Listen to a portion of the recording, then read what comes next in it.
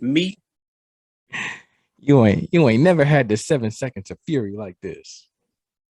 You ever had 32 positions in 7 seconds? Me I'm either. just saying, me neither. But I was just asking. But you about to get the best 26 seconds of your life. Oh God. The rest is just to get to know you, girl.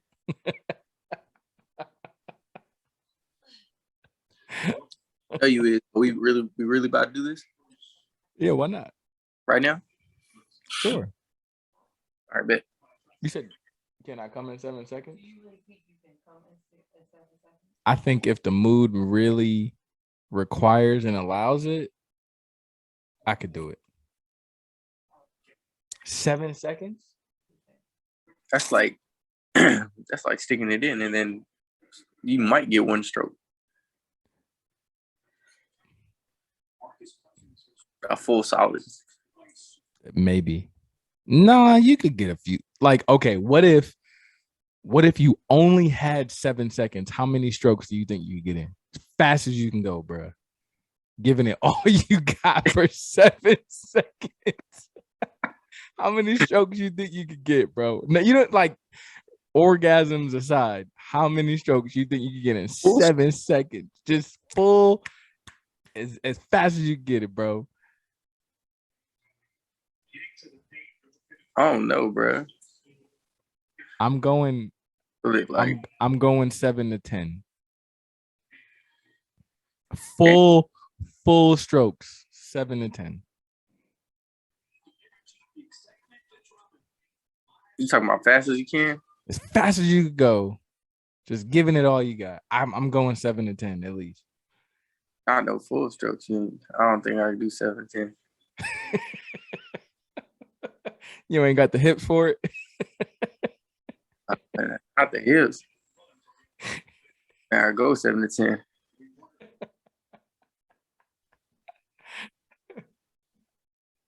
That's just a wild statement, bro. Maybe 7. Maybe 7 to 10. I mean, I guess that's a good number. Yeah. I'm about to fucking try to time myself now. Babe, what you doing? You got 7 seconds to spare? Come here real quick. Let me sexually assault you. You can't say. I even have a support the cause shirt on, man. Support the squad. Shout out to the sexual harassment and assault response prevention program for the month of April and all months after that. But please do my last 15 seconds. Yeah, just disregard the first 79 seconds of the podcast episode today. I wasn't talking about it was foreplay. It wasn't like you guys misinterpreted what I said. Yeah. No, foreplay is crucial. Do you think you could survive a consistent sex life without foreplay? Like whenever it happens, you just have to get right into it. Yeah. Really? I mean, like foreplay is you preheat in the oven, bro. You don't just put the chicken in the oven. I mean, it on depends. 0. There's a lot of variables. Like, I mean, every time, like, you gotta worry about kids. You gotta worry about niggas knocking on the door. No, that is absolutely a valid point. However, every single time. I mean, not every time, but I mean you got to get some sort of foreplay, bro. Yeah, sometimes. Yeah, of course.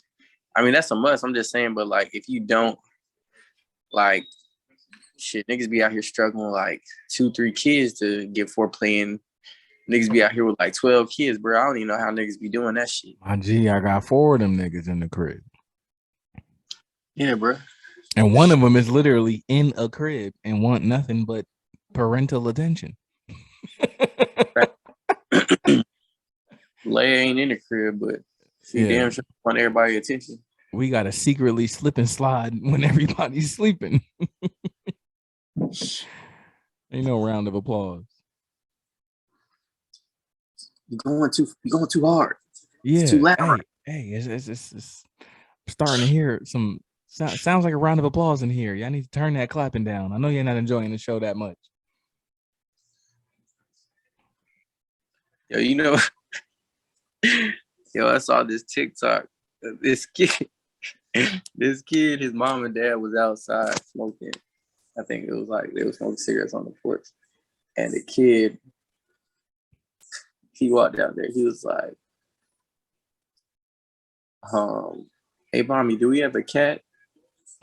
I saw this shit.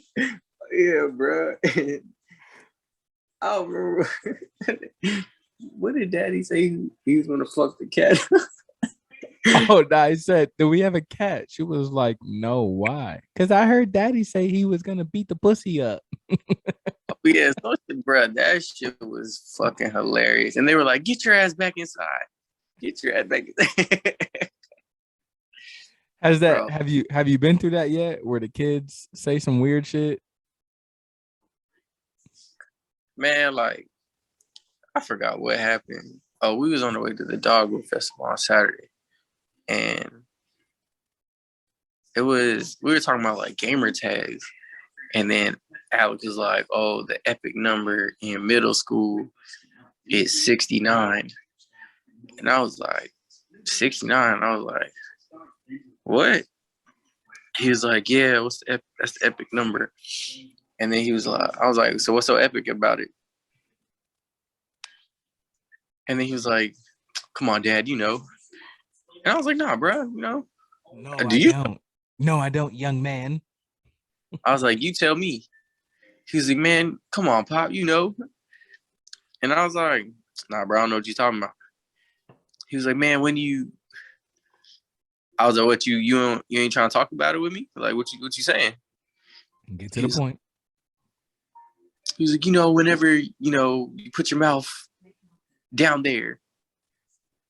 I was like, I can't put my mouth down there. So what are you talking about? Like, I don't get what you're saying. And then he was like, no. He's like, you know, when somebody's putting their mouth down there and you're putting, and I was like, oh. I was like, you didn't say that before. I was like, you said just put my mouth down there. I was like, I don't think that could be done. And then he was like, no, that's not what I meant. But yeah, I mean. And they're how old now? 13, 12? It's their 13, but it's funny, like, them uncomfortable talking about sex to me. Yeah. It's funny. Like one of the kids, we were going somewhere, and one of they were out. Like we told them, like, yo, because you know the kids are fucking slow as shit. So we're like, yo, go start getting in the van or whatever. And one of them, they're outside, like making this weird ass noise. And the other two, like, stop! Don't make that noise. Yo, but they're weak as fuck. And I'm like, bro, there's only one place you could have heard that noise, man. Like, they're like, and I'm like, oh my God, bro, this is fucking, but they're outside. So I'm like, yo, shut the fuck up. Like, what are you making that noise for? Like, and you know, like, cause Angel, like, you know, Angel, the oldest one, he's, you know, he's in school learning about sex ed. Yeah, that's So what the. yeah, but like it's funny with him because he makes the shit seem like the information he's learning there is like top secret. But he doesn't understand what top secret is. Top secret means you only talk about this with people who have a top secret clearance. Yeah. This motherfucker wants to talk about it everywhere. And then when someone asks, oh, no, I can't talk about this. You're not supposed to know about that. Like, bro, then shut the fuck up about it. Like, So why talking about it right here? yo, he said. So Amore had the vibrating rocking chair. Yeah. But we never used the vibrator, the vibrating like little monitor thing for it because she didn't like it. But yeah, So lay it in like that shit either. Yeah, so we just took it off, and it was on the couch one day, and like kids don't know how to fucking be quiet. So like they're downstairs and they're cleaning, they're doing their chores, and one of them is like, "What is this? Like I don't know where this goes. What is it?" And the other one like, "That's a vibrator. Don't touch that. That's for adults." And I'm like, "Oh my god, bro." I'm like, it's literally the opposite. And I'm like, yo, was I that naive as a child? Like when did you start becoming like, I guess, exposed to like sexual content and conversations and shit? Was it like, cause me, it was like seventh or eighth grade. Like by seventh or eighth grade, I was like kind of introduced to like sexual conversations and shit with my friends. Like we weren't doing anything like at best. At best, I was maybe making it to like second, maybe third base. Not gonna lie. Like maybe I was touching some titties and looking at pussy, like not knowing what to do with it, like just seeing it. And that was a big deal. But like by like freshman year of high school, like I was poking shit. I was poking shit out here. Damn, you just feel like a whore. Oh yeah. Oh yeah. Absolute fucking slut. Like Seventh grade, I was hitting a 10th grader. oh, but I'm a whore. I said you made me feel like a fucking whore. Oh, I thought you was calling me a whore. Like, wait a minute. They made me look like a fucking whore. So in seventh grade, you was figuring out what your morning erection did in real time. Yeah, bruh. So we had a barbecue, and like, I'm not even saying that I really knew what the fuck I was doing, because I really, Of course, come on. We don't got to play them with the J. Cole shit. Like I had no idea what the fuck I was doing. so I was just like, I mean, damn, I lost my virginity. I was like, bro, this shit amazing. You know what I'm saying? I'm trying to do this shit all the time. Bro, we had a barbecue, and we had like a swing on my pop's porch. And then we were still to this day, like, I think this nigga saw me, bro. Like, Your oh girl, pops? I think he saw me getting top on his porch, bro. And then I was sitting on the swing, the girls giving me top, and then bro, like as soon as I finished, bro, and I put my pants back up, this nigga opened the door. Hey, the food's ready. Y'all get y'all's ass. Yo, nah, he knew. He waited till you was done, my boy. Bro. Still, I be telling my homeboys, and I told one of my brothers, bro, I think Pops caught me that day. He was like, nah, man. He was like, How you get caught on your first time? bro.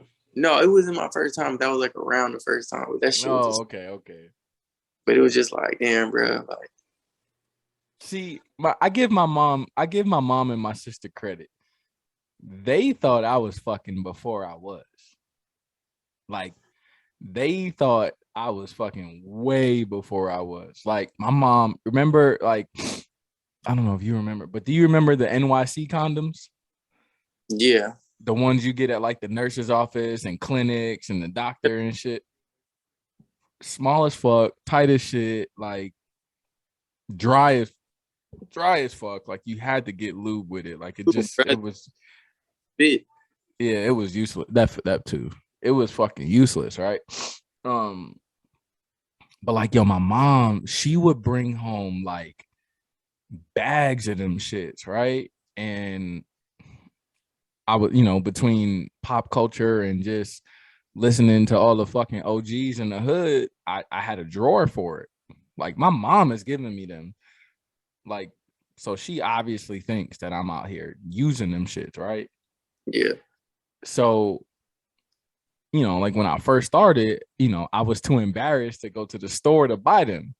You know what I'm saying? Like, so I was like, fuck it, I would just use those. And if it popped, I just fucking put on another one. Like I have a whole pocket full of them shits if I knew it was about to go down. Man, So I guess that's where I was looked up because all my brothers was older than me. So see, but that's the thing. I started getting keen to it. Well, like, yo, I don't gotta go to the store. I know most of, if not all of the OGs in the hood. I'm gonna ask these motherfuckers. But you know, of course, these niggas not really using condoms, but some of them had it. So I was like, my dog, I appreciate that. Um, fucking, but like after a while, my mom noticed like, so I guess she knew when I needed a refill because she would bring some because you know the drawer would get empty, and yeah, she wouldn't give them to me. She would just put them in the drawer. But after a while, it started stacking on my dresser, and she was like, "Are you not using these anymore? You're not using condoms?" And I'm like, "But like, yo," she asked me like in the group, like we were outside in the group. sitting, yes, like yo, we outside with the whole block, and she's like, "I just put a bag of condoms on your count on your dresser. You're not using them no more." And I'm like, yo, what the fuck? Like, yo, everybody's outside. Like, why are you asking me this right now? So, but I'm like, you know, it's my mom, and you know, like she was still working, so my mom was still strong as shit. Yeah, she's a retired construction worker, so my mom was always one of the strongest niggas I ever knew. So I'm like, yo, I'm not trying to get yoked up in front of the block. So I'm like, no, ma, like I had to start getting my own because those are too small. So I'm like, I started having to get my own and fuck with the lifestyles or the ultra thins. And at the time, no, I can't even say that. I was about to say at the time it was only one partner, but that's a lie. Or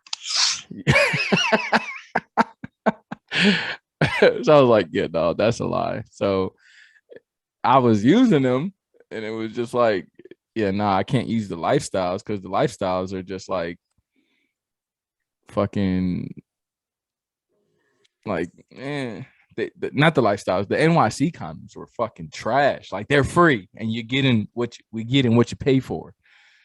bro, them shit So was they were trash. They were trash. they were given away for free for a reason. For a reason. You're right. You're right. They were, but you know, promoting safe sex and whatnot, that's cool. But it was just, I don't know. I haven't look, bro. My 14-year-old is my size, so I'm gonna have to, sooner or later we're gonna have to have this conversation. Especially now that he's about to go to high school, we're gonna have to have this talk very soon. Telling you, bro, like them condoms, it was just like a balloon. They drop a lube in there. They spit on that shit and put it in the wrapper, bro. You know, like where you get when your bottle's almost empty. That's what they did except they did that with every fucking condom, bro. By the time you roll that shit out of It's the dry as fuck. shit on you, most of the lube is gone already. It's on If your hands. Yeah, like if there's any in there, I remember them shits. Them shits was horrible. Yeah, those fucking NYC condoms were horrendous. It was just like, fuck it, I'd rather take the risk. And like it, like me, my mom's was never, shout out to my mom, shout out to Janine, because she's a single black woman. She had my uncle to help her out when needed, but he's not like every day in the house, so there's no really, there's no dad in the house, to put it bluntly. And so there's no really like on the spot, like birds and bees conversation. Like my uncle, the only talk that we ever had was, if you need condoms, let me know. And that was it. And then my mom was just like, don't bring home no grandkids. And I'm like, Bro, Janine, I'm like 15. Why the fuck? I went to high school, those are the only the main two rules my parents gave me. I broke both of them. That nigga said he had two rules, broke both of them. My mom told me going in ninth grade, especially when I got put on varsity football, she was like, "Oh, I got two rules for you. Don't bring no girl home pregnant and don't get arrested." And by the time I fucking graduated high school, I broke both of those. Damn. Yeah, shit was horrible. Yes. So I think so. Like freshman year, I was, just getting started. I wasn't really out there like that, figuring it out, the beginner stage, the virgin stage for sure. Sophomore year, I was really like, oh, okay, learning what cuties with booties could do. Junior, senior year was just like, all right, cool. But like, it's crazy because my wife asked me this shit not too long ago. She was like when, what was the question? It was like when did you get like your swagger about like sex? Like when did you really like get confident and come into your own, no pun intended, about like having sex? And I was like, it had to be like, I want to say, I don't remember my answer. Now that I'm thinking about it, it had to be like right after high school, like 2011, 2012. Like 11 to 13 time frame had to be like when I really was like, oh, like I'm about this. Like I know what I'm doing out here. Like I don't gotta use the feel method to find where I'm going and shit. Like, I don't know. Like me, I guess it's because I'm the baby, bro. Like, and my brothers, all them niggas were or are dogs. So like, be like put it this way. By the time I got to high school, they were calling me Mr. Game and Watch because it was like, get the fuck these, out of here, bro. oh god, because my whole fucking 10 to fucking 13, these niggas be like, yo, Adam, go talk to those girls for us, bring them back over here, blah, blah, blah. And I'll be like, okay. Yeah. But you start at 10, bro, and you just approaching a group of girls. You get Like, numb to it. You get numb to it. and so, like, I didn't know no better at first. Of course, the shit was scary. I was like, what the fuck am I supposed to tell these girls? And then by the time it was my time to be, for me, I wasn't a rookie no more because these niggas holding me for the last fucking 4 years for free. Yeah. What's the age difference between you and your brothers? My brother's 5 years older than me. 5. Okay. See, my sister's 12 years older than me. So there was none of that. Now the only thing I had with my sister is that like I was always around women. So it was just like I kind of always got the inside scoop with like the shortfalls that men have with them, particularly. Like if their approach was too aggressive or, oh, I wish he would say something and stuff like that. So it was really like finding the balance, which I can't really say I mastered, but it doesn't matter because I got me one and she ain't going nowhere. So it was that I would say that helped. But like in terms of that, like my sister would really just be like, she wouldn't really like, I wouldn't say give me advice. I think the only time she really came into play was like who the fuck to stay away from in the hood. Like, nah, don't fuck that bitch. Like, leave her alone. Like, no, you don't want that. Everybody done had that. That's not even a practice girl. That's below the practice girl. Like, don't even do that one. That's the part. Like one of my brothers, he started late. Then the other brother, he's been like a hoe till present day. And then brothers, he's like the fucking stock market. This nigga's been like up and down his whole fucking life. And then the last one, like this nigga's been in relationships in a whole phase and relationships in a whole phase. Like, Okay, so he has a transitional time. That's okay. so it's like, but you gotta imagine that I got these four niggas and then it's just me. And then you don't know which time of day or which time of year it is for this bum ass nigga. So then I'm just over here like this. Oh, hey, my brother's want to talk. So you also been learning how to be a wingman since you were 10. Yeah. That shit's easy now. Oh yeah. I don't know. I can't. It depends on the vibes. The vibes got to be there. I mean, of course, the vibes there, but I'm just saying, like, by the time it was time for me to be a wingman, man, I was throwing fucking alley oops like nobody would. Oh, like fucking CP3 in this bitch, bro. It's Lob City. But that's what's up. But I know you said you had stuff to talk about. We just got off track to warm y'all up.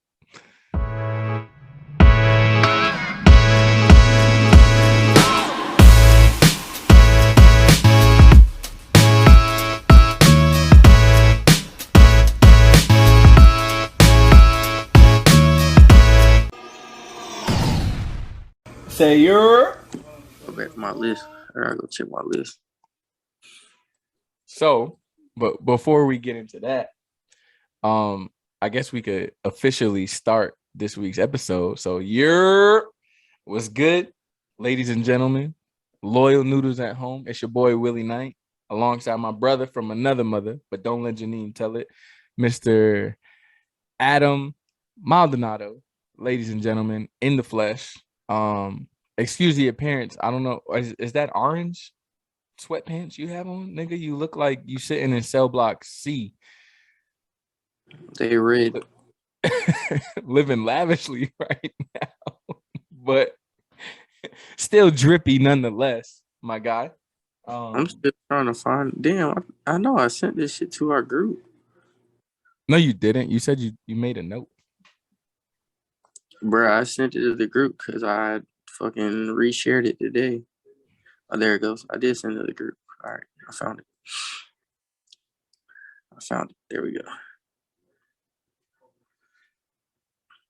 Bet we lit. Now I can just click. Yeah. Shit is probably fucking. They look orange probably from this light, because the lights that they gave us in the house whenever we first got the house, this shit. They gave us regular light bulbs to LED shits. The lighting looks good though. Shit, not if you saying these shits is orange. No, it could just be my color. And they look bright though, is what I'm saying. But if you say red, that red makes sense. Nigga reporting live from cell block D. It's nigga the sweatpants with the fucking tank top, nigga. You really look like we in cell block C right now, my boy. You on your phone right now? Yeah. Oh, okay. And plus, nigga, you normally in the office too, so that threw me off. Yeah, that's how I'm trying to watch. If Steph Curry and them post this shit out. Was it halftime right now? Yeah. Yeah. I'm partially paying attention. Nigga, so before we even get into it, these fucking Nets, nigga, how the fuck they get swept like that, bro? All right. I'm gonna say this shit right now. One, fuck Kyrie. You know I like that nigga. But don't blame Kyrie. No, listen, I'm gonna say this for. I really feel like part of the reason why they lost is because they don't have chemistry. Because that's part of the reason why James Harden left. That too, and the fact that Kyrie was busting his ass in practice, but whatever. Bro, like, I ain't gonna lie, bro. I really fucking Irving. Like, he's an amazing, phenomenal basketball player, but he needs to figure out like what he's trying to pursue, because he don't know if he's trying to be an activist or a basketball player, and they be missing. He doesn't want to choose. Why does he have to choose? I'm not saying you have to choose, bro, but whenever one's conflicting the other one, it becomes an issue. I think it's very evident what his priority is. No, I mean, I completely agree with his priority, but I'm just saying, if my whole thing is we trying to pursue a championship, then you need to go to work, my nigga. Yeah. Like. So I don't think Kyrie's the. Are you? Hold on.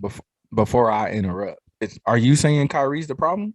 No, I'm not saying. I'm saying okay. that the chemistry of the team, seeing as he only played maybe, and this might 23 to 30 games this year. And that might even be including the playoffs, bro. Like he played all, I don't want to say all. He played most of the away games and like probably like half the home games. After the All-Star game is halfway through the season.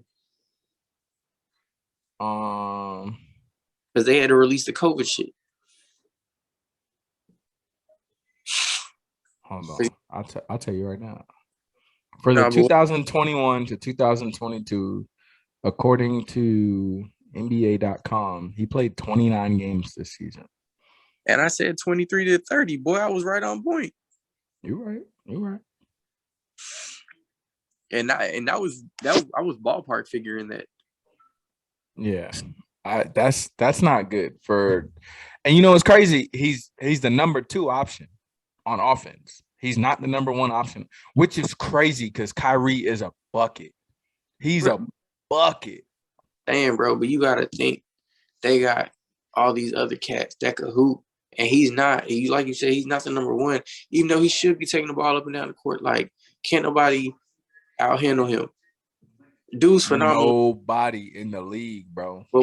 And I don't care what you say, bro. Like, we could run 5 games right now. Fuck it. I'll even give them the 20. We run 29 games in the next 2 days. Pickup game. There's no way me and you going to know each other's basketball game in 29 games. That's fair. It's not happening. And me and you, just for the loyal noodles at home, Adam and I have done many things together in this life. We have never balled together. So, but I'm just throwing that shit out there. You know what I'm saying? Like, and then Jason Tatum and these other cats, they played all year together. Couple seasons together. You know what I'm saying? You gotta think this is a business, bro. Like, these niggas get kicked off the team, new niggas every year. Boom, boom, boom, boom, boom. It's a constant rotation. And then you get the so-called group like Jaylen Brown, Smart, fucking JT, all these niggas, like, they played. Marcus Smart, like, they ballers. They've played for years, bro. Like, they played together for years. So they know each other's game. Like, they got hundreds of games with each other. So you consider that compared to just 29 games? Like, based off of that, looking at it from a basketball standpoint, I see why they lost. I see why they lost, but it's nothing that you brought up. What do you think it is? Steve Nash. Bottom line up front, Steve Nash. Steve Nash has to go. I was excited about every transaction they made that had nothing to do with James Harden. The James Harden shit I was never excited about. I think that was too much. They gave up way too much for James Harden, number 1. Number 2, Steve Nash as the head coach. I was excited about that until I saw he put Mike D'Antoni on his staff. And that immediately cut off all of my confidence in Brooklyn because Steve Nash had a great career as a basketball player. We were there, fortunately, to witness it. And which also means I'm more inclined to say Steve Nash is a great accolades player. He's a great team player, but he was never on a championship system because he was with Mike D'Antoni for most of his career. Mike D'Antoni is not a championship coach. Mike D'Antoni is an offensive coach who is not defensive-minded whatsoever. His defensive schemes are horrendous. He has no defensive schemes. His defensive schemes is I'm going to put up 147 points on offense, which means you're probably going to allow 150 points on defense because you have no defensive transitions. You have no defensive schemes. Your defensive rotations are horrendous. Nobody gets back on defense. It's an Olay defense. I think Mike D'Antoni is one of the reasons why Carmelo Anthony got blacklisted a couple years ago because Melo was under that fucking Mike D'Antoni system of just offense. And Melo obviously is a fucking bucket, just like Kyrie. He's like ridiculously unfucking guardable. Before I forget, if you really want if you really don't believe what he's saying, check the stats on when the last time the Houston Rockets won a championship, and they've been stacked and have great offenses up till James Harden left. And James Harden will look like a god and drop 50 points, but they'll still won't go past the first round in the playoffs.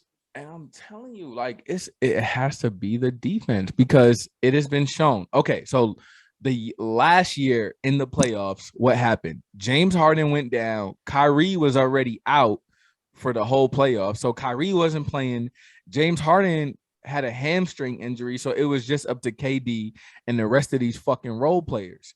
There were no other offensive options other than Joe Harris last year.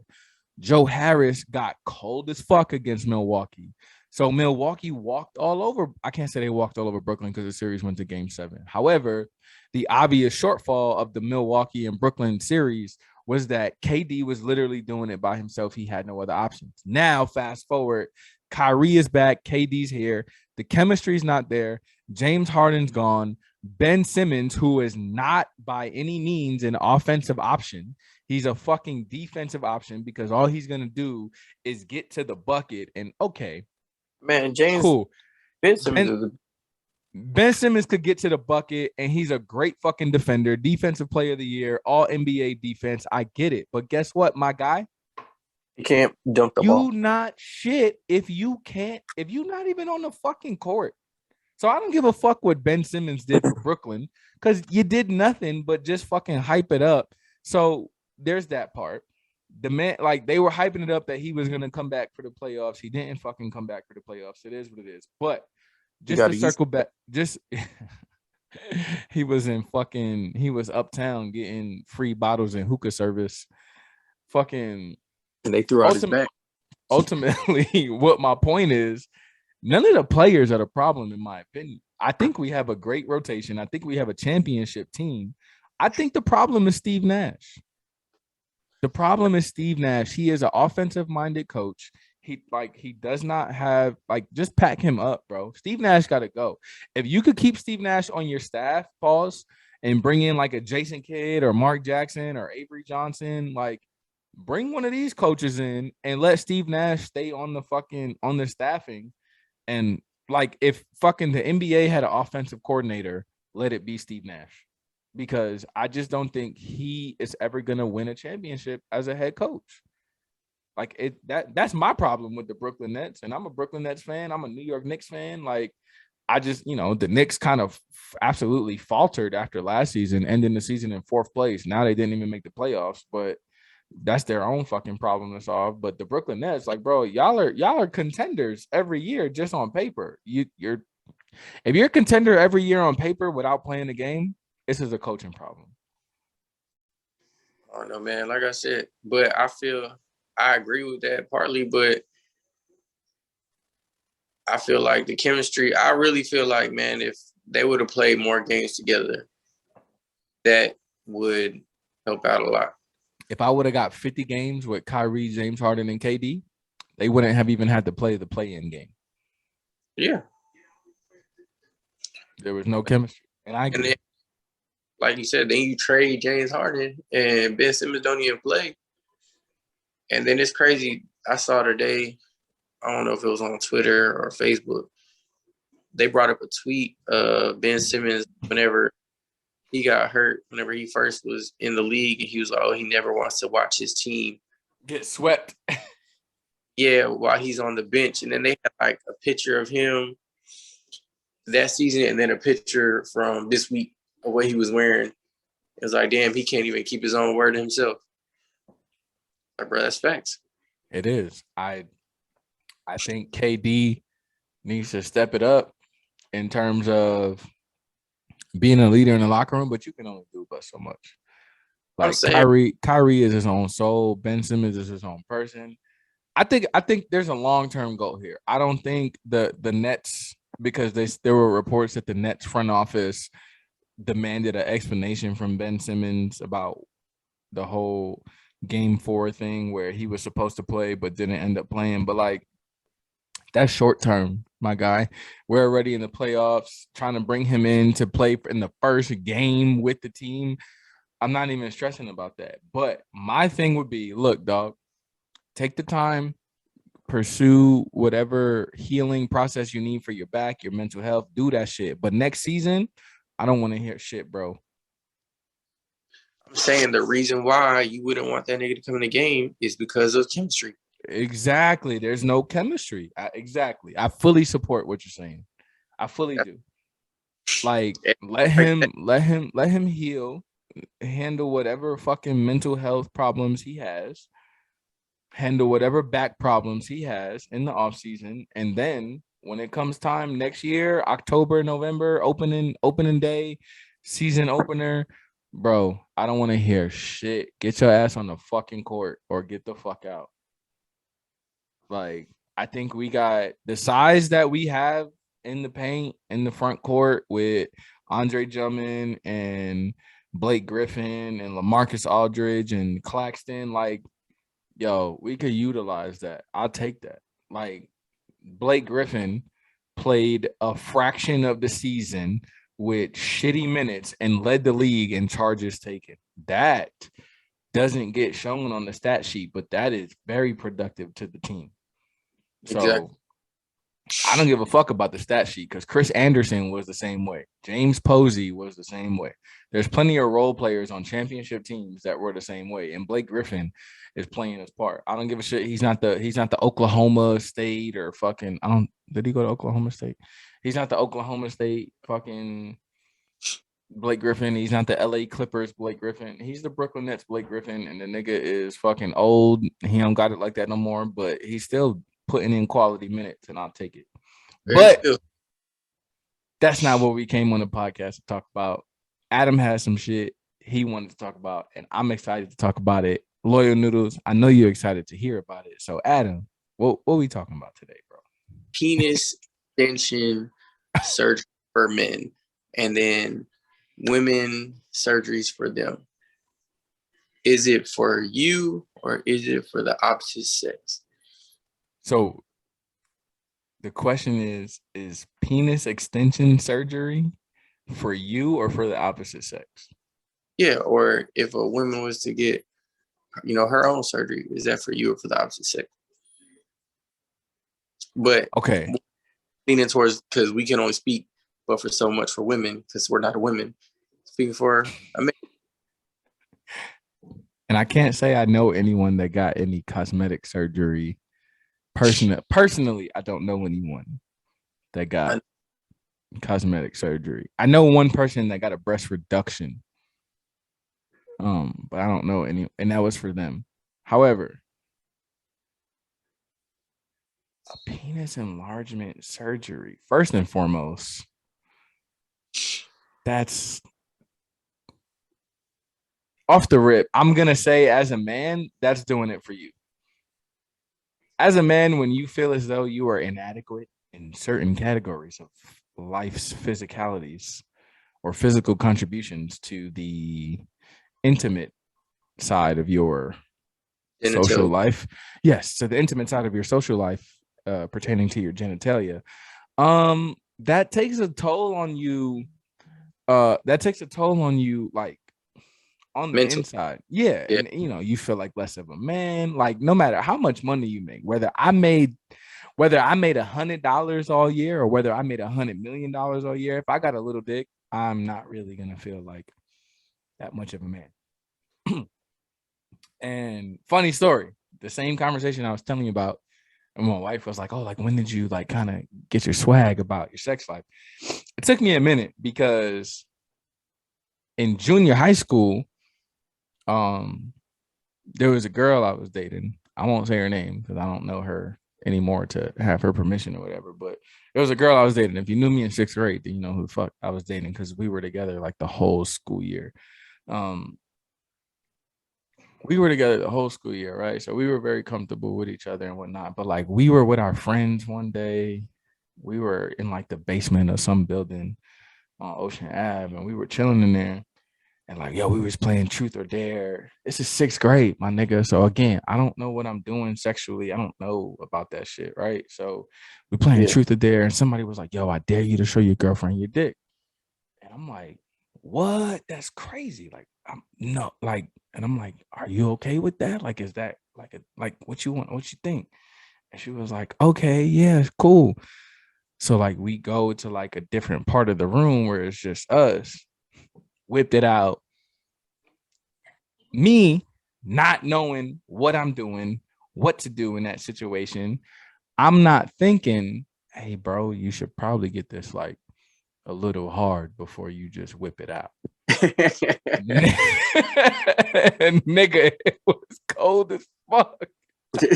Like nigga, we in North Face coats. If you from New York or anywhere cold, you know about North Face winter coats. Like I'm in my big puffy fucking North Face coat and layers of clothes on, and I showed her, and it's cold as fuck still, nigga. Long story short, rumors started spreading. I was not really blessed in the genitalia department, right? So that shit fucked with me, right? For years, that shit fucked with me. Like, damn, bro, like I don't got it like that. I'm this tall kid with a little dick. Like, damn, bro, you know, like I'm fucking useless, right? So fast forward to that 2011, 2013 era, there was a friend of mine, and I swear to Derek Jeter at the time, she and I were just friends, right? And she was like, "Oh, I heard you were fucking so and so, da da da," and she told me like you was putting it down or whatever, and I'm like, whatever. Like girls just be saying that just to make you feel good, because I'm already self conscious because I already had this traumatic experience where this bitch is like, "Yo, like he got a little dick," and I'm like, whatever, right? So I'm super self conscious about it. So she was like, she said you put it down. She said it's big. I want to see. And she's older than me by a few years. And I'm like, this is weird. Let me learn from the first time. So I was like, okay, like I'll show you, but like I'm gonna learn from the first time. You're gonna have to like get this hard somehow, right? So like without, and this is when I learned about foreplay that we was talking about earlier. She got it hard. She didn't touch me, show me nothing, but like we just started talking about shit. She got it hard, and I showed her. She was like, "Oh, okay." No reaction, like poker face, straight poker face. And I'm like, "What the fuck? It must be true. It must fucking be true, right?" Fast forward, not even 30 minutes later, because after that we spoke some more, da da da da, and then she went home. I went home. She texted me and was like, "I need some of that right now." And I was like, "Oh, okay." And then couldn't even handle all of it. And I was like, oh, okay. And then the next two bodies after her, fresh new bodies, were older women that were already sexually active. And they were all like, nah, nigga, this is A1 shit. That's when I was like, oh, okay, your boy know how to put it down out here. I know what I'm doing in these streets. Okay, so I am kind of blessed. It was cold that night. Okay, I heard you, ma, heard you. Lesson learned. So it was cold that night. That's all it was. So I can understand how getting the whole penis extension surgery is more of a for me thing than a for the opposite sex thing, because from what I've been told, women don't want no fucking 16-inch dick inside of them, bro. Okay, my whole thing is before this modern day age. I'm talking about like, high school type shit, like college type shit. It wasn't big. I mean, we were still like in the cell phone era, but it wasn't like, like social media. Like it was like MySpace, like Facebook was still on the come up. There was no Instagram, no So we're looking TikTok. at what, like 2008 to 2010, 11 time frame. Yeah. So it's like all we really had was like our phones. So it was like, you know what I'm saying? Like at that time, you know what I'm saying? By the time somebody really saw you, I'm just gonna say naked or in that vulnerable state, you was about to hit. You know what I'm saying? Basically. Oh, facts. Facts. hate for it to come off like this, but like if the shit was to ever hit the fan, it'd be like, this is gonna sound real derogatory, but like it don't matter, bitch. I still hit. Oh, no. I don't think that's derogatory at all. Because no matter what anyone says, They can't still take that hit. away. Still hit. Still hit. Oh, it was trash. I still crack. Like, but what are you like? That's just my way of thinking. Like, Yeah. and then okay, fast forward it to modern age. I disagree, but I see what you're saying. I mean, now fast forward it to modern time, it's like all that other shit. Like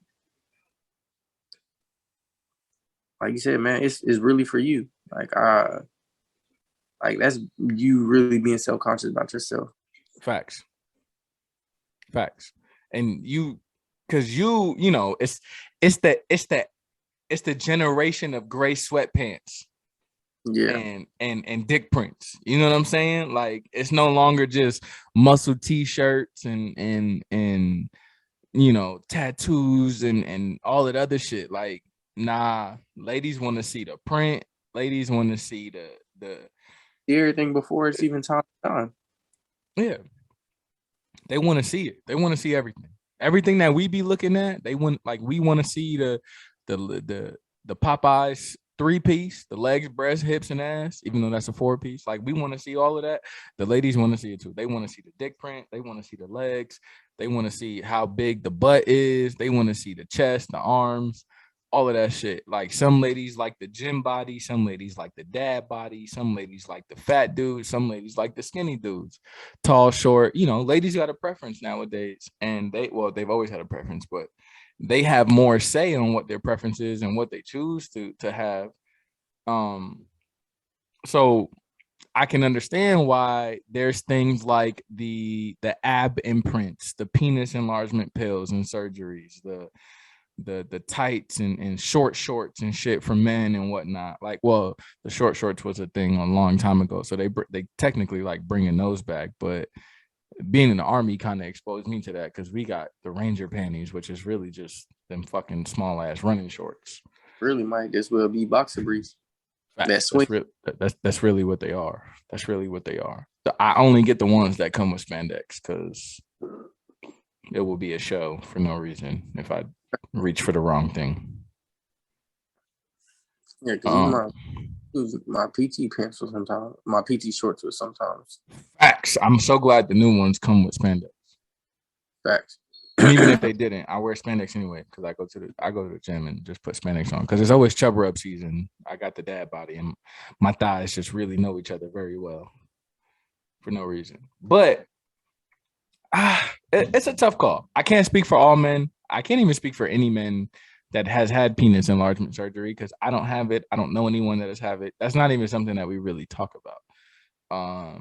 My wife has a friend that got what's like the technical term for it? Like, I guess the BBL, the butt lift. It was the implants or like the lift?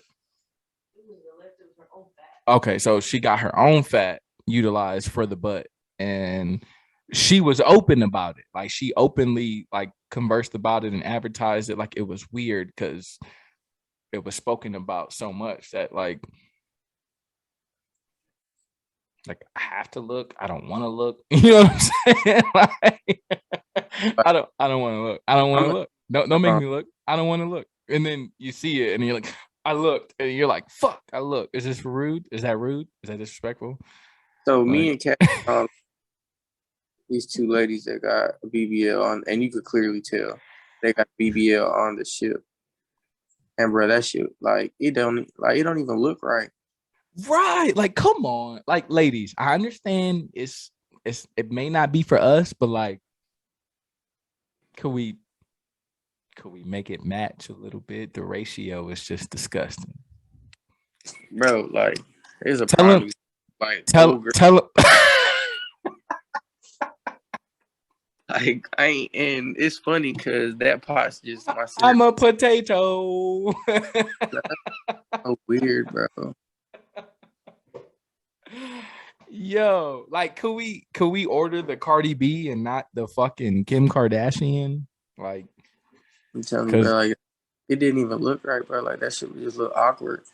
because the Cardi B looks way more natural, even though we know it's not, but it looks more natural than the Kim Kardashian. The Kim Kardashian, nothing matches. Oh Nothing. yeah, Kim Kardashian looked like that upside down. That's what I'm saying. Like nothing matches. But here's what I say to that, Adam. Let's And go. it brings up another conversation. But niggas don't care what surgery a woman gets. Like, how often do you see it where men will comment, look, like, love, share, follow, repost, retweet some woman that got surgery, heart eye emojis, all the above. And some woman is like, it's fake though. And I don't give a fuck. He don't give a fuck. We don't care if it's fake. You care if it's fake. That takes away the credibility for you. Most of the niggas I talk to don't give half a fuck if that shit is fake or not. That goes back to what we said, bro. Then it goes down to, is it for you or is it for them? Just like, because then that woman it's fake could be the one that's having insecurities about it. You know what I'm saying? Yeah, I get it. So, what y'all think, Loyal Noodles? Do y'all think that when people get these plastic surgeries, do you think it's for them? Do you think it's for clout? Do you think it's for the opposite sex? Because in a sense, you're doing it to look good. You're doing it to feel good. Now you have like the influencers like what's her name? She's a social media influencer. She's actually like kind of funny. Super goofy, but like super about herself. Before we branch off on that, before we get carried away, this also will transition to our next topic. People who want to look a certain way, but they don't necessarily want surgery. So they go a cheaper route and they buy said parts. What you Like, mean? And do it themselves. no, like they'll buy like the what's it called? I don't even know what it's called, but it's like it lifts your butt to make it look like bigger. Or you can buy your own hips, or like you can buy Oh, like the leggings and pants that come with like the butt pads and the hip. like that. Okay. So I'm saying, Okay. Okay. I already heard the story, but fuck whatever social media influencer I was talking about. But like, please tell us the story of what the fuck you're talking about. all right. So I'm just gonna say his name is John. No, I don't even want to say John because I know niggas named John. Okay. Okay, Wancho. Yeah. All right, Wancho. That's cool. So Wancho med said lady, and he's seen her a couple of times. They first couple of times, it was just like on some friends that they was in a group. Then they did their own thing. Uh, they went out together twice, and pretty much second time they chilled. They had a couple drinks, so they was gonna go back to the crib and do their thing. Wancho says, they started kissing, doing whatever. He's a whore, so he gets undressed relatively fast, and he's just standing there, probably just looking at her. You so primitive with your name calling. Like I said, I'm pretty sure he was ass naked while this lady was partaking and taking off her clothes. So after, and it's dark, he takes off his clothes. She starts taking off her said clothes, and midway through him him and her taking off her clothes, he notices, I skipped a part. He says the girl is blessed, slim, thick, some may call her. So she has all the stuff in the right spots, just to say the least.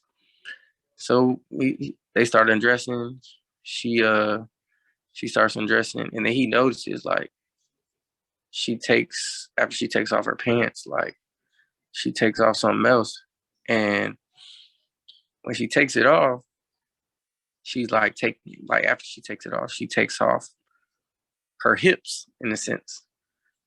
So just like what we were talking about, like I guess instead of like getting the butt lift pants, like women can purchase their hips. Excuse me. So,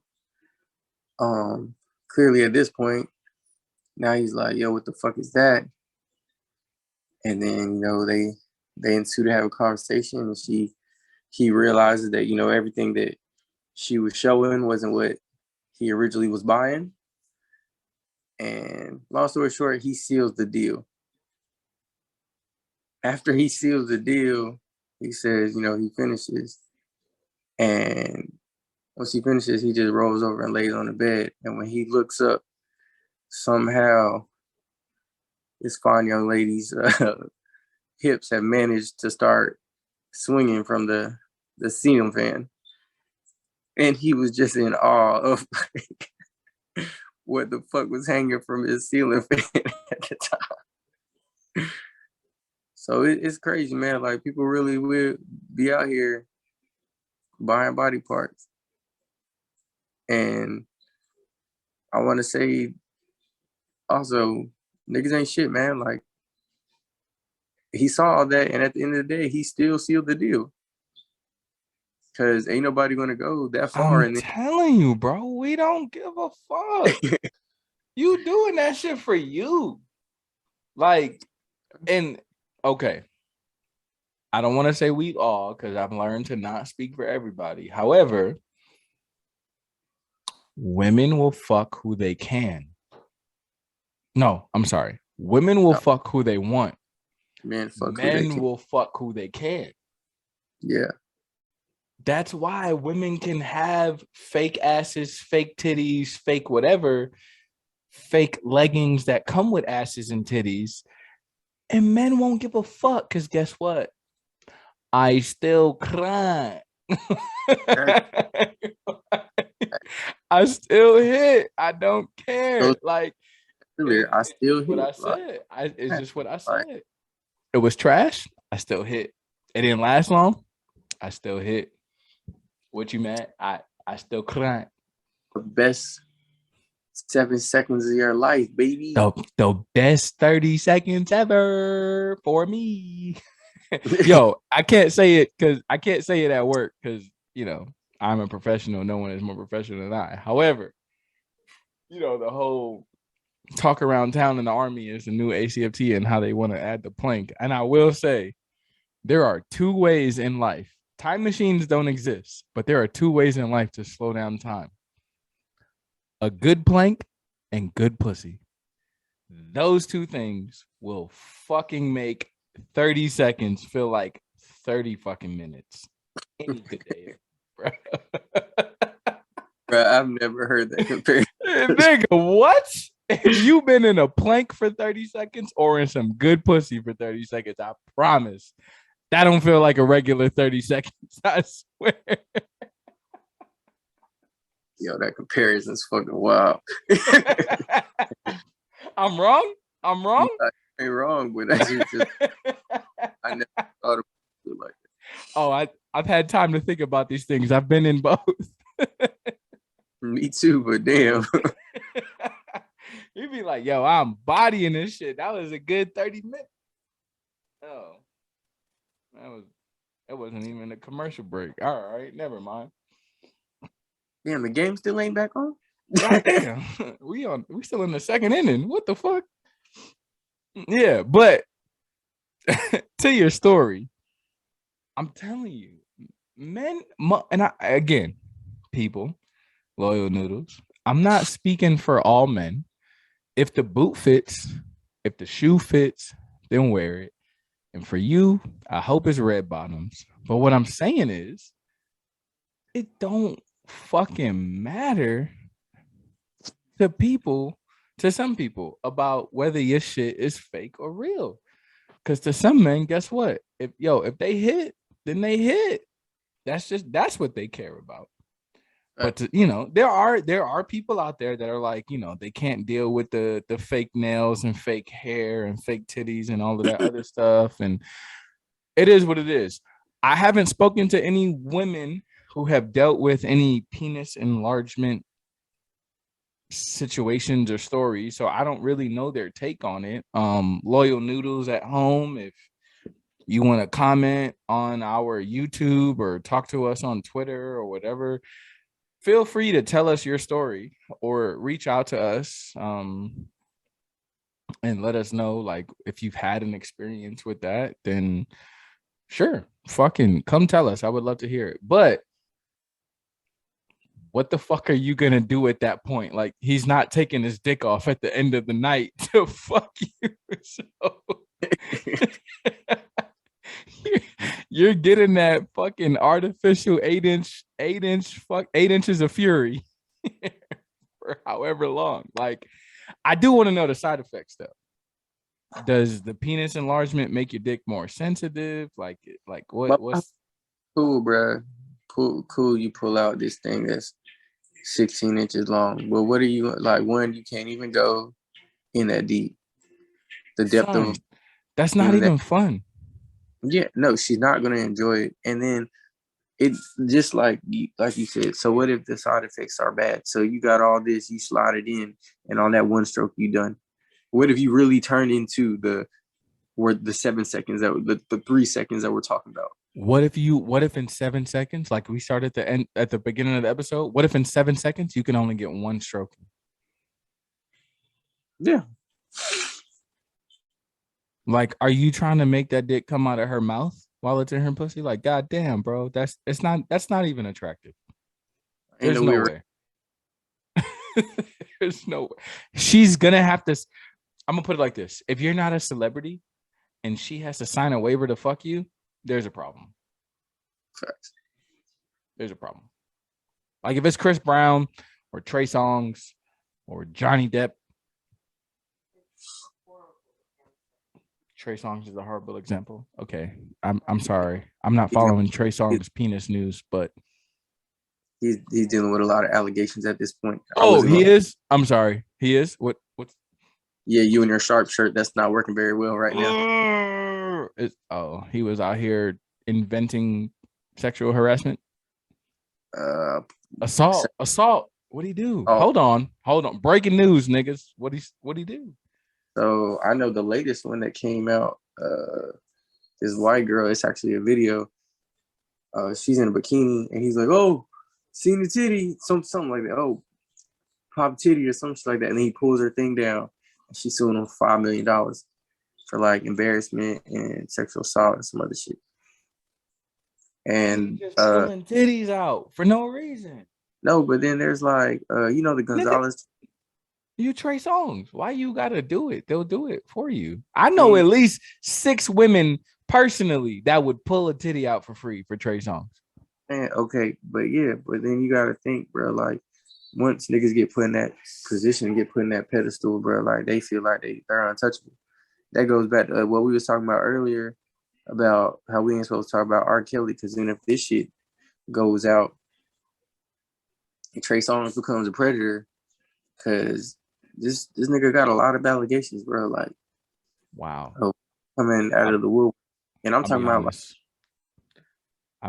I've been so focused on baseball and work that I have not followed pop culture news. So, wow, I didn't know about that Trey Songz shit. That's crazy. That's the latest one. The Gonzalez twins. It was I think they're Dylan and the Gonzalez. The basketball? Yeah, one of them came out and said that he raped her. On New Year's. Dakota, yeah. Dakota and Dylan, Dylan, something like that. I don't know. But one of them came. the two twins that played basketball. Yeah, one of them came out and said I think it was Kansas. I'm gonna look it up right now. No, they went to the University of Las Vegas. I know where they went to school at. But all right, relax. I'm saying, but anyways, one of them came out and said, that he raped her. It was on New Year's too. Like she just busted out with it. She was like, "Oh, I can't seem to get the shit out of my head," type shit. I just need to let the world know that Trey Songz is a rapist. They went to high school in Kansas. That's what it was. So, but yeah, man, like Dylan and Dakota. Okay, go ahead. I just know because I was twins, but I'm just saying, like, yeah, one of them came out and said around New Year's that he had raped her, and then it's been like a chain reaction with him since. Like, I hate to use this reference because, like, it was like Bill Cosby, bro. Like how it just one came, then 3 came, then 4 came. Nah, bro, that's not even cool. Like, number one, you're in a position where you have turned down more pussy than most men have gotten in their life. So why is it that you feel the need to really like aggressively pursue someone that doesn't? I think it's a power, bro. That's what it is. It's a what? It's a power, like you gotta, for like your ego. It's a power trip. Okay. Yeah, of course, I've never been in a position where I've had a power trip like that fucking contributed to my erection. But like that's not even cool, bro. Like, why you're a celebrity, you're Trey Songz, you're a sex symbol. Like hundreds, if not thousands of babies have literally been made to your music. Like, why would you put yourself in a position to become a sexual predator like that? I didn't know about that, so that's why I said Trey Songz, but obviously I redact that, and that's not even fucking okay for him to do that shit. Like that's weird. Like, why would you have to? I don't know. Anything I say after this is gonna be me talking in a circle. That's fucking crazy. Yeah, no, like, bro, like, I don't know, bro. Like, after, like you said, bro, about the whole sex with Trey Songz thing, he has a lot of sexual music, like, and I'm pretty sure we've all had sex to his music at one point. But Yo facts. I'm saying that goes back to like what we were talking about earlier about R. Kelly, like, so then these allegations come true or false, or then they make a documentary about Trey Songz saying, all these women came out. Then it's going to cancel him too. That still don't take away the music. You know what I'm saying? It is. I shared this on Facebook earlier, and I think it is crazy that we live in a world where I cannot enjoy R. Kelly music because of who he is as a person. I mean, you can. We gotta do it in solidarity, not out. Nope.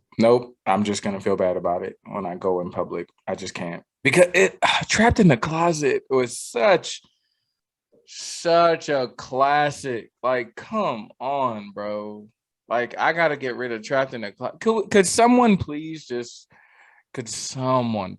remake all his music? So I think the label owns it. I don't think he owns his masters anymore. So can we please just can we pass that along to somebody?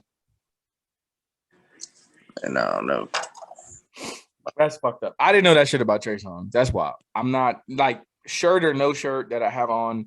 By the way, for the shout out to the loyal listeners that we have that listen to our stuff via Anchor or whatever listening platform we have, Spotify, Apple Podcasts. Most of our stuff comes from Spotify and Apple Podcasts. So shout out to you guys. I know you guys can't see what I'm wearing right now, but I have on basically a shirt that says Support Squad for Sexual Assault Awareness. It's in support of the Army's Sharp Awareness Month and whatnot for the month of April. April 27th across the army, at least, it is called what we call Denim Day.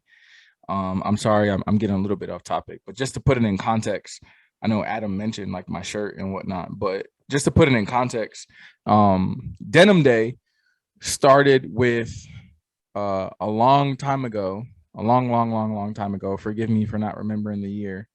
Um, a woman was raped by somebody, and their excuse in the court to basically say that she was not raped was that her jeans were too tight and she would have had to help the rapist take her jeans off in order for her to rape him. So she was found like, oh, like he didn't fucking rape you. Your jeans were too tight. This took place in Italy. Yeah. No, it took place in Italy, but the protest at the Supreme Court took place in California, where there were a bunch of people that protested at the Supreme Court by wearing jeans on the Supreme Court or whatever, to basically say like it doesn't matter what type of jeans a woman is wearing, whether they're ripped, tight, Daisy Dukes or whatever. It doesn't matter what a woman is wearing. It's no excuse to sexually assault her or rape her or engage in any form of sexual activity, verbal or physical, based on what she's wearing. Like I can't say something to a woman and be like, "Hey, your tits are nice," just because she walked outside wearing nothing but leggings and a bra. Like it gives me no right to say that or touch her or anything like that. It gives nobody the right. So that's the whole point of Denim Day in the Army on April 27th across the Army. So that's what we kind of paid homage to today. And then the whole month of April is sexual assault, sexual harassment, assault response prevention month.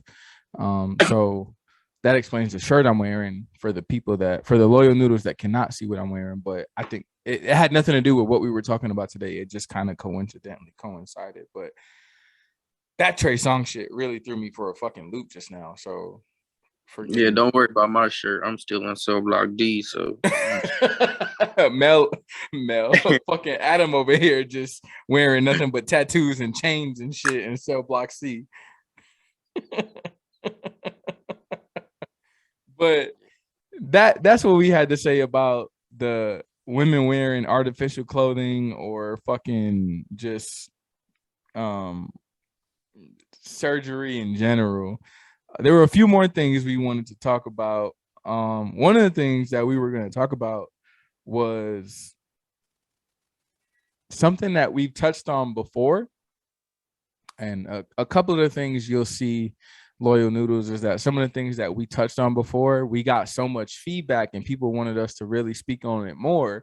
You know, we'll bring up some old things and blend in some new topics and whatnot. But there are some themes that we brought up before that the loyal noodles wanted to talk about. One of the things is toxic femininity. And Adam brought up some points about toxic women for men. And we said it in the last episode where sometimes the content that we talk about really just writes itself. Last episode we were talking about marital stereotypes and Will Smith and Chris Rock and stuff, and like that just opened a whole can of worms for conversation. But this week it just added on to that because now we got Johnny Depp in court talking about his relationship with his woman and how she was the abuser and he was the victim. So Adam brought up like, yo, let's talk about like just toxic women too. So what you got to say, Adam? What's up, man? Talk to us. Before we even go further, if you haven't watched Johnny Depp talk to his wife's lawyer, you need to go look at this motherfucker's response. That shit in itself is just an episode of entertainment, but just alone. It's Johnny Depp is bodying this nigga for no reason. He was like, you were drinking heavily. Were you there? Were you there to say that? Like, honestly. Then he was like, oh, did you start your morning coffee with a shot of Bailey's or whatever. He's like, isn't it happy hour somewhere?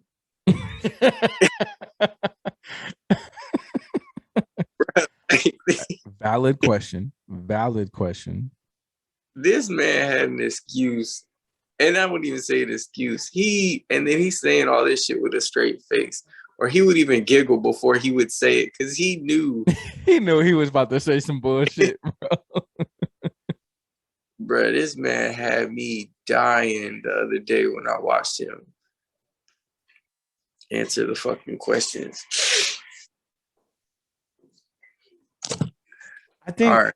I think it was crazy. So it was interesting, the whole situation in general, because Johnny Depp has been in this relationship for X amount of time, and essentially like this woman has taken full advantage of who he is as a person and just his submissiveness to her. And she's basically like mentally, and in some cases physically abused him. But then like that's not even the punchline. The punchline is that she's done all of this to him and then tried to play the victim. So she even went as far as saying that he physically abused her, and she would carry a specific brand of makeup to conceal her marks from him. Well, congratulations, you played yourself, because that makeup brand later came out and said, that's interesting that you're saying that we provided the makeup to conceal your marks when we didn't come out with that specific product until years after your alleged timeline of being abused. So for argument's sake, you're saying that you were abused in 2014 to 2016. We didn't come out with that product until 2018. So congratulations, bitch. You played yourself. You're a fucking liar. I didn't even know they were doing that deep and that she went that far. So nope. That's news. She went that deep. And even the makeup line was like, nope, she's lying. We didn't even have that out until years after her alleged timeline. And whoever her lawyer is compared to the other lawyers, them other lawyer, the like Johnny Depp's lawyer and this makeup line's lawyer, they legit, they be having, this girl got 3 lawyers and they be over there scavenging for fucking some sort from him. They were rushing Johnny Depp for questions, and Johnny Depp was like, you just took 10 minutes to look for evidence. Why are you rushing me? He is eating them alive. Like there's footage of Johnny Depp having like interviews for some of his movies as like a press release or whatever, and like he's like having like just a moment with his co-stars where he's showing like, oh look, like here's some damage or whatever, like on my finger, like he cut his finger or she cut his finger, and like his co-star is like obviously worried. And it's a super unfortunate thing. I'm not going to sit here and pretend to have all the facts of the story. Number one, no matter how this court case comes out, the Good Noodles podcast, the hosts, co-hosts, founders of the Good Noodles podcast, we weren't there. So I don't fucking know what really happened behind closed doors over these years with that relationship.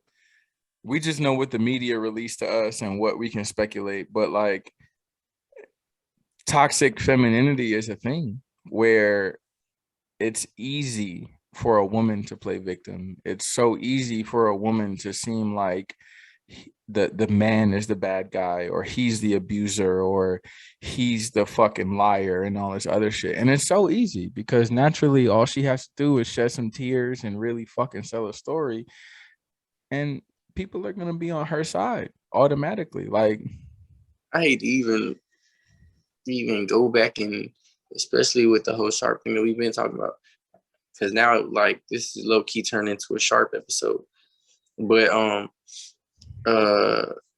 that's just like if a woman was to cry rape, of course they're going to naturally go with the woman, and then sometimes, you know, they're false.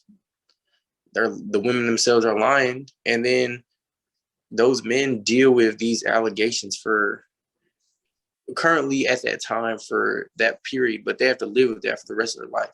And it doesn't even matter that they have to do that for the rest of their life, and they got cleared, because to them, to some speculation of society, it don't matter if you're cleared. It's like you'll always be a rapist. It doesn't. Forever. Yeah. And I honestly think we even spoke about this before. I think there was a football player Yeah, Baylor. from That was Baylor. Yeah. Sean Gackman or something like that. I don't remember his name. Like, dude was an absolute fucking unit of a person. And he was falsely accused of rape. It was proven that he was falsely accused of rape. And it, like, to this day, my man doesn't have a job in the NFL. And he was a top prospect. The dude is big as fuck, fast as fuck, talented as fuck, skilled as fuck, bound for NBA superstardom. And a rape allegation fucked up his whole trajectory. And he has nothing to show for it other than I'm innocent. And he no longer. But that was as far as he got. He never got any looks in the NFL after that. Yeah. And it's fucking crazy. Like, it's crazy how easily that accusation, and here's what I do condone. I condone that the allegation is taken seriously. I do. I think I know what we're saying here, and I condone that the allegation is taken seriously, because the guy could also easily be presumed innocent until proven guilty, when that necessarily can't be the case. What I do think is that, to a certain extent, both the accuser and the alleged victim should be held in contempt to a certain degree. That's what I think, because I think it's just like, hey, if the immediate evidence off the rip is showing that this actually took place, then yes, he or she should be held in contempt. But like, if it's just story time and all this other shit, we got DNA. I was talking to my wife about this earlier. Kobe Bryant was, accused of sexual assault and rape and all this other shit. Hey, he did it raw. Came out what it came out as. Tupac was accused of the same thing.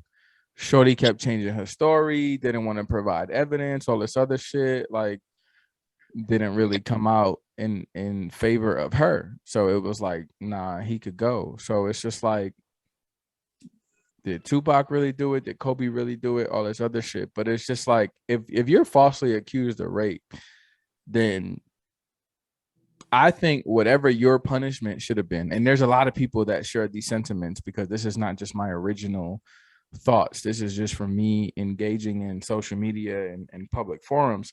I think whatever the accused, whatever the rapist was going to get in terms of crime penalties or whatever, the accuser should get, if they falsely accuse them. So if I falsely say, oh, Adam tried to fucking sexually assault me, and I'm lying about it, whatever punishment Adam was going to get, I should get. I think that's only fair. That is fair. But because they don't do it. You're costing this person their job, their reputation, their character. Like, they could sue you for that if they got good enough lawyers. And I think that shit is absolute bullshit. You can falsely accuse somebody of rape in the military and absolutely ruin their career. It's just fucking wild, bro. I don't think that shit is fair at all. And I feel bad for Johnny Depp. I'm sorry, Loyal Noodles, that I haven't followed the story well enough to really go over all the details with you. But from what I do understand is that Johnny Depp's spouse or partner or significant other is playing the victim card, when in actuality, they are not the victim. Johnny Depp is the victim, and they are the fucking predator. They are the abuser. They are the ones that are causing this man a lot of pain. And I think Yeah, that shit is absolutely fucked up. like And on a regular basis, bro. Like, it's different whenever it comes down to a man coming out and coming forward because people don't naturally let us. I don't want to like say like they don't presume the woman to be a predator. They've always presumed it to be vice versa, that the man's a predator.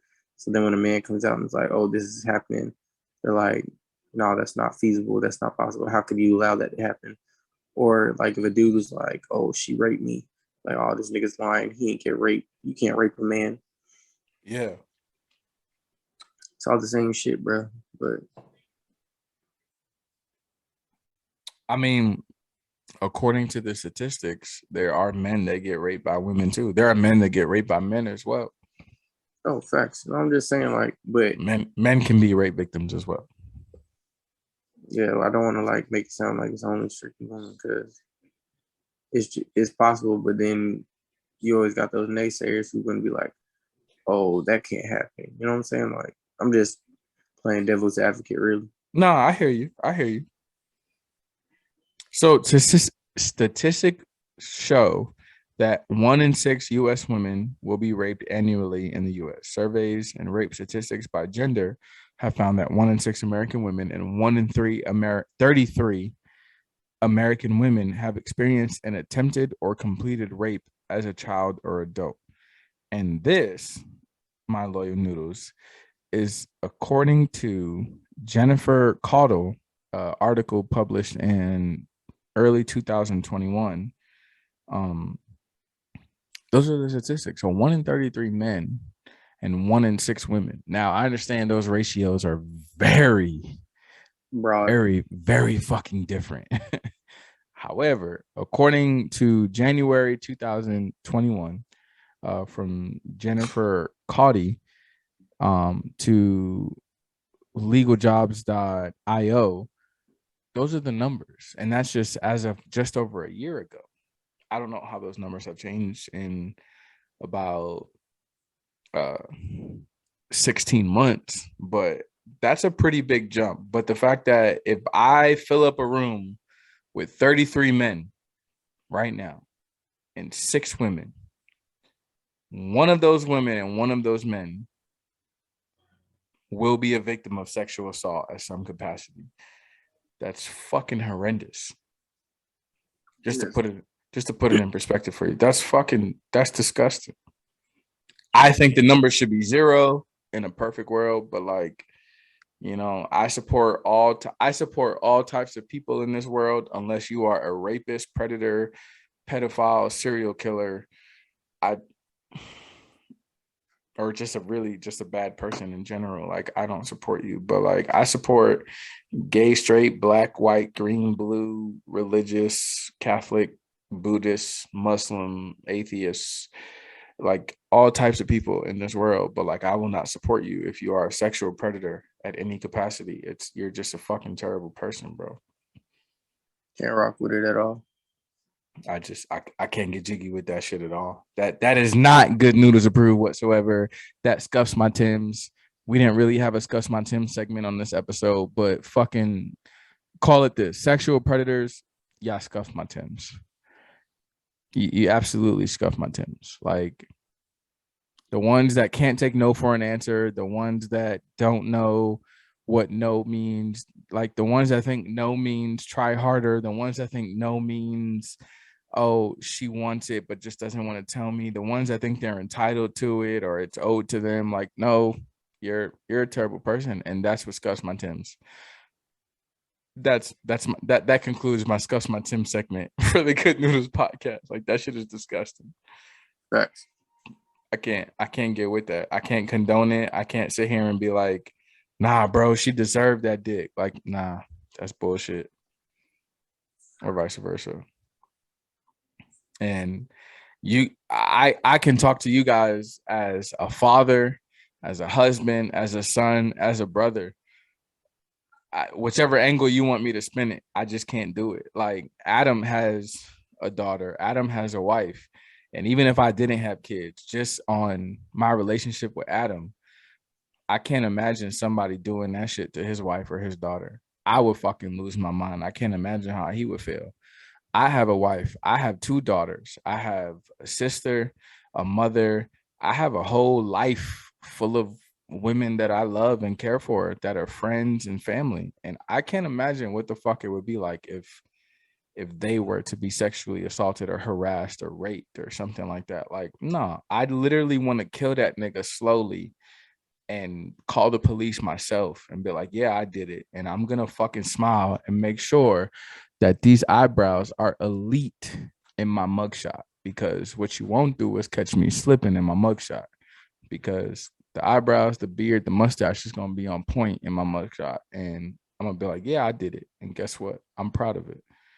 And that's just the truth. No, I ain't fucking with that shit at all, man. Is having a daughter will change your life, man. It really will. It really will. It puts a whole new perspective in a lot of shit. How did that affect? How did that change you having a daughter? Because you obviously you had a you had a BOGO deal. You had 2 for 1. Yeah. It was just like, bro, like, so I'm gonna say it the funny way and then I'm gonna say it the serious way. So having boys, you don't really gotta worry about anything. You know what I'm saying? You gotta worry about You have to worry about boys at an early age, not at all. One thing with the boys. You know what I'm saying? So I had to worry about 2 things because I had 2. Yeah. And that's it. But with a girl, you have to worry about everything. Like, because just like we've been talking about, man, people creeps, bro. Like, I've seen some crazy shit. Like, there was this girl that had posted, like, last year, she was like, oh, that, and mind you, her daughter was like in pull-ups or something. Yeah. And it was like, oh, your daughter can be laying like that. She look thick. Like, bro, you can't be saying that. Like, nah.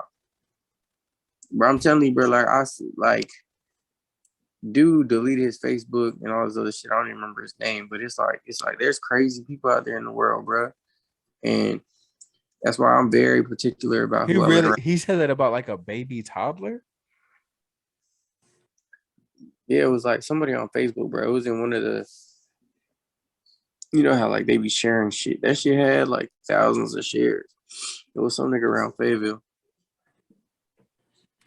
I don't know. I joke about my baby being thick, but that's just because, you know, she got baby fat. She a little chunky.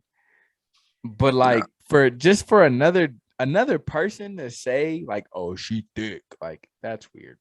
That's yeah, bro. No, like I ain't have. That's what I'm saying, bro. Like that's why I don't really post my kids. I don't really post my life like that on social media because I feel like social media has took a turn like to where like people feel like they got to share everything, and it makes things so less intimate and less dear because people are more worried about showing everybody else. They're not taking in the themselves. Everything. I think I had that moment when, and I know this, you know, we're taking this to a very intimate moment, but like concerts, shows, movies, sporting events. Like my wife took me to a wrestling event, and like for some of it, I'm recording stuff, but then like after a while, I'm just like what am I gonna do with this footage? Like when I'm done, I'm like, I'm gonna post it to my social media where nobody really gives a fuck. Like, am I gonna revisit it or whatever? But like, just being in that moment is really what's important. Like, that's what I'm saying, bro. Going to Yankees game, Dodgers games, like a Jay-Z concert I went to. I have no foot. I went to. Remember when Barclays first opened? And Jay-Z did the 7-night inaugural concert. Yeah. I went to night 5, I think it was. I went to night 5. I have no footage from that. I have no pictures, no videos. I have nothing from it because the whole night I was so in the moment that I didn't I took no, I don't even remember having my phone. I remember having my phone when I got back to the crib later that night because I got an email about my test results for the fire department in New York.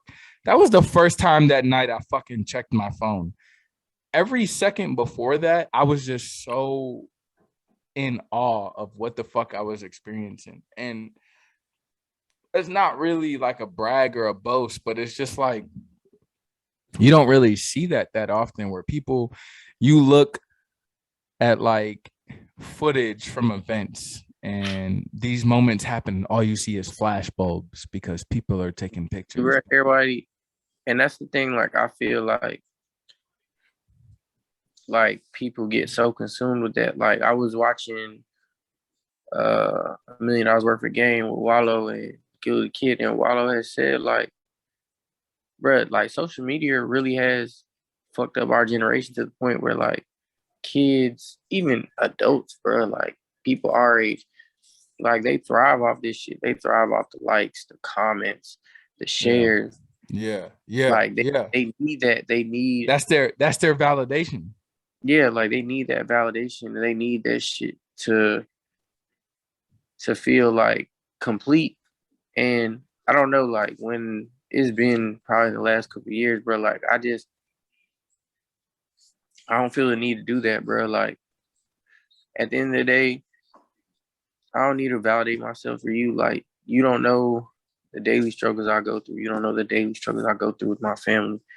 You don't know, No, like because what's you don't know. valid to me may not be valid to you, Yeah, and then I'm or vice like, versa. you don't pay my bills, so why do I have to show the world? I wouldn't even say the world, like show whoever what I got going on. Right. Cause I feel like at the end of the day, some of that shit is like, oh, I got 6 of these. And then you'll get a random person and be like, oh, fuck that, bro. I got 7. Then you got the other person that's gonna bash you. Oh Or man. just in general, you post a selfie, just a regular selfie, right? It's just a picture of yourself that you took.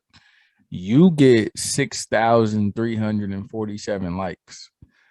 Some other nigga with maybe just as much, if not more, drip as you post the same type of selfie of himself and get 6 likes. That nigga's gonna like he or she or whatever the case, however you want to spin it, they gonna sit there and feel some type of way. It's gonna happen. In this generation, it's gonna happen. And they might even fuck Right. around and delete the post because they didn't get the love like they thought they was gonna get. You know what I'm saying? So like they go through that where it's just like, damn, this motherfucker is getting all of this love on social media. They posted the same shit that I posted and they getting more love. Nah, fuck that. You know, so you validating your value, your opinion, your looks, your likes, your effort based on the likes and loves that other people get on social media. That's crazy. That's wild. That's what I'm saying, bro. Like, and that intertwines back to what we was talking about to begin with the surgeries. It's all based on the reflection of yourself. It's called esteem of your motherfucking self. Some people call it self-esteem. I call it esteem of your motherfucking self. That's how you feel about you. My wife, like, we'll have a day at work where we're wearing civilian clothes, and my wife would be like, "Who you getting cute for, or who you doing that for?" And I'm like, "For me, nigga, what the fuck? Like, there ain't nobody I'm trying to impress but myself. I'm trying to make myself feel good. I don't give a fuck about what anybody feels about me at work. You the one that's gonna hump me when I get home, nobody else. So I'm trying to feel good about me in between that time. So it's, and vice versa. Like I'll fuck with her and be like, "Who you trying to get cute for?" And it's just like, as long as you feel good. Or she'll ask me like, "Oh, do you like this or do you like that?" And I'm like, it to me, babe. I appreciate you asking. I really do, because some people don't ask and they just go about things, and that's on them. That's cool. But my wife will ask, like, oh, do you like this? Do you like that? Do you think I should do this, or do you think I should do that? And the first thing I always say is, what makes you feel sexy? What makes you feel good? What makes you feel confident in yourself? Because to me, in my opinion, the sexiest thing that a woman can wear, that a person can wear, I don't give a fuck what you are, race, religion, or creed, the most beautiful thing, the most poetic and liberating thing that you can wear is your confidence. It just Beyonce or Lizzo, I don't give a fuck. If you confident about it, that's what's up. That's for you. Facts. And I think that's where it matters. I think we're too reliant on who liked my shit or how many people liked my shit on social media. I've posted some real intimate and personal shit on social media, and people don't be showing love on it. And I post some shit that don't fucking matter, and people show mad fucking love on that. And I'm like, yo, what the fuck? That's weird. But I don't post it for people. I post it for me. So what the fuck does it matter? You know what I'm saying? Facts. So what you think? Because you know a lot of like like people that might be like IG popular or whatever, or have a big following. Like, do you like when you talk to them? Does that like is that a fucking thing? And I understand like in some cases it's a business. Social media ain't nothing but free marketing, from a business standpoint. But like, what's I your mean, take on that? a couple of my boys, like they got good followings, and a couple of my boys, like they make money on their shit. So I mean, it is what it is. But psychologically, just like we've been saying, I don't know how that affects them mentally. Like, Pardon us, good noodles. It's pretty late at night on the East Coast and West Coast for the old people. it's almost 1 a.m. You nah, boy. What I'm saying is like you don't know how that's just gonna affect them internally, but Yeah. you can you can only imagine. You know what I'm saying? Then you got the other people who are like, oh shit, I wish I had that many followers. You know what I'm saying? But Yeah, yeah, yeah. Like I wish I was getting that kind of love yeah, on but social media. like I said, man, you can't let that shit consume you, because then I don't know. Like, I thought it was weird because the less when I cared about social media, I feel like I didn't get the love that I get now that I don't give a fuck about it. Yeah, yeah, yeah. I think that's crucial though, is when there's that sense of I don't give a fuck. Cause like now I might post on a day and then I'll go like months without posting something. Yeah. And then people be like, oh, but nah, you lurking. But nah, bro, like I don't need somebody's validation to, oh, I'm going to here, I'm doing this, I'm doing that. Mm-hmm. Don't mean nothing to me, man.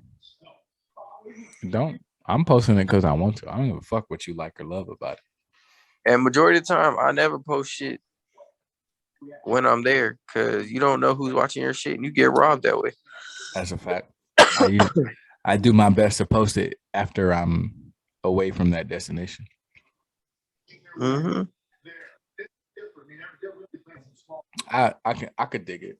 I could dig it. But loyal noodles at home, let us know what you're thinking about. Let us know what you think about what we spoke about. We always love to hear your feedback. Don't ever think we're not listening or watching or reading or loving or liking it or even talking about the feedback that you give.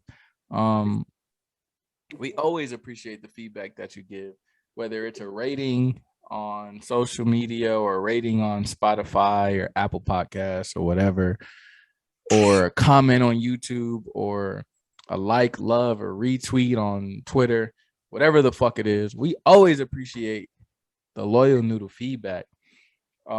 With that being said, we're gonna wrap up this episode. We appreciate you tuning in, loyal noodles. Please be sure to look us up on YouTube at the Good Noodles Podcast channel. Make sure you like, subscribe, share, Follow that shit. Like, we appreciate all the love and feedback. We looking at just over 100 subscribers.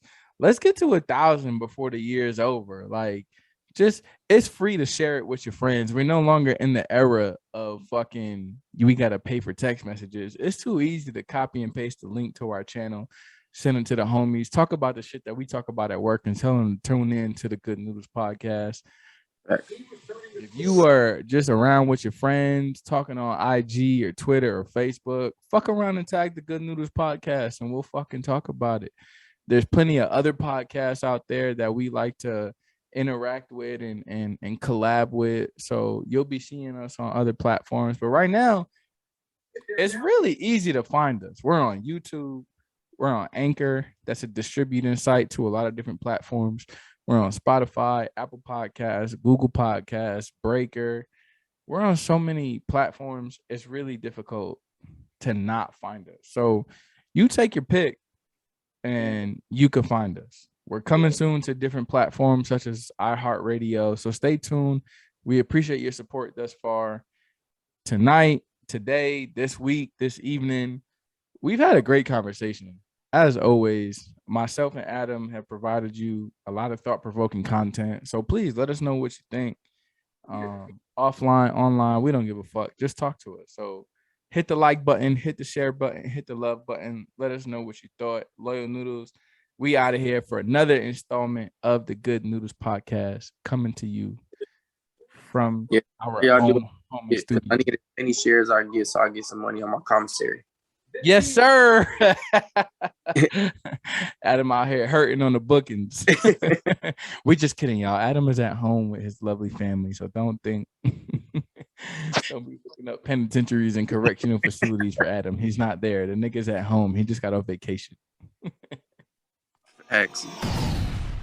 Say you're